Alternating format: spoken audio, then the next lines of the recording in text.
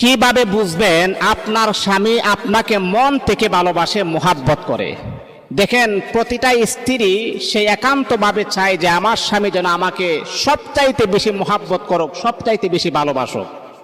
আর কোনো স্ত্রী দেখবেন সে চায় না যে আমার স্বামী আরেকটা বিবাহ করুক।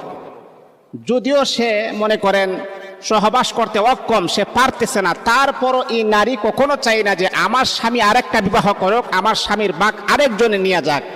এমনটা কোনো নারী কখনো পছন্দ করে না, কখনো চায় না। একটা নারী চায় যে আমার স্বামী টাকা পয়সা ধন দৌলত ব্যাংক ব্যালেন্স তার কাছে না থাকুক, দিন শেষে সে যেন আমাকে নিজের মনের মতো যেন আমাকে মোহাব্বত করে, আমাকে প্রাধান্য দেয়, আমাকে যেন সে ভালোবাসে, আমাকে যেন সে কেয়ার করে। এটা প্রতিটা নারী চাই। কিন্তু মা বোনদেরকে আমি দৃষ্টি আকর্ষণ করে বলবো, আপনি কিভাবে বুঝবেন যে আপনার স্বামী আপনাকে মন থেকে ভালোবাসে, মোহাব্বত করে?